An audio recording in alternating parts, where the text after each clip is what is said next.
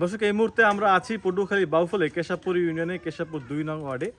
আমরা জানি যে গতকাল ঢাকা ৮ আসনের সংসদ সদস্য প্রার্থী ওসমান হাদির উপরে প্রকাশ্যে গুলি করা হয়েছে এবং সেখানে সন্দেহভাজন হিসাবে ফয়সাল করিম মাসুদ নামে এক ব্যক্তির নাম উঠে এসেছে। সেই ফয়সাল করিম মাসুদের বাড়ি জানা গিয়েছে যে পটুয়াখালী বাউফলি। আমরা এই মুহূর্তে তার বাড়িতে অবস্থান করছি এবং তার স্বজনদের সাথে এবং এলাকাবাসীর সাথে আমরা কথা বলেছি।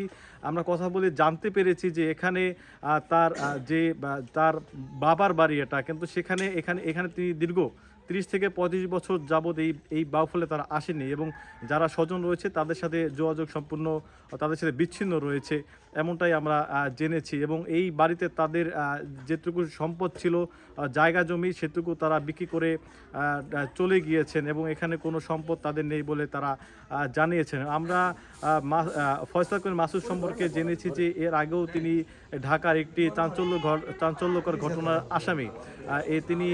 তিনি অস্ত্র মামলা সহ একটি অপহরণ মামলায় তিনি জড়িত আছেন, এমনটা আমরা জেনেছি।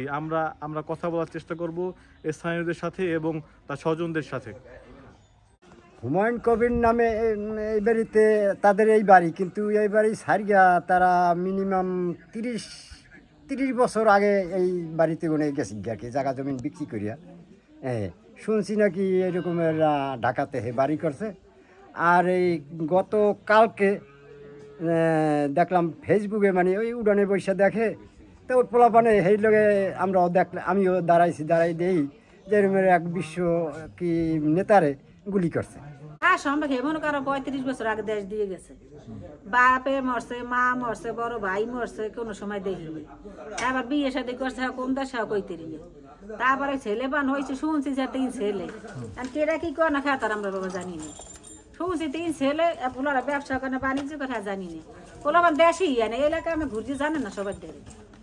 আমি বাজার থেকে সব মাসে দিকে যে মালিকের পোলাকে কেউ দেখছি না। মানে এই বাড়িতে সে কখন আসে না, হে আইছে মনে করেন আরো 20 বছর আগে, চল ছেলেরাই আইনি বাপ দাদার দেশে। জায়গা জমি বাড়ি ঘর কি আছে? জায়গা জমি নাই, বাপের 12 করা জমি হলে 5 ভাই কয় করে হয়েছে, 5 ভাই 1 2 2 করে হয়েছে না, এই 2 করে হয়েছে আজ বেডে বেশি গেছে।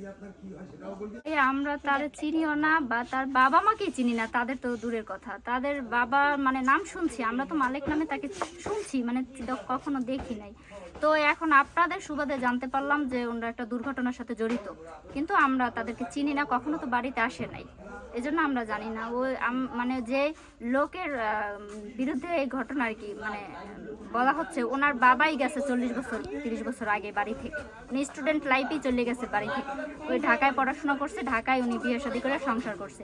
উনি বাড়িতে কখনো আসে নাই। ওনার বাবা ভাই বা মা মারা গেছে, তাও কখনো আসে নাই উনি বাড়িতে। ঢাকায় কি করে জানেন? ঢাকা শুনছি উনি ব্যবসা করেন না কিরকম, এরকম একটা অতটা আসলে আমরা জানি না। যে আসে না তার সম্বন্ধে তো মানে জানার প্রশ্নও আসে না। উনি বাড়িতে আসলে হয়তো ওনার সম্বন্ধে সবার কিছু ধারণা থাকতো।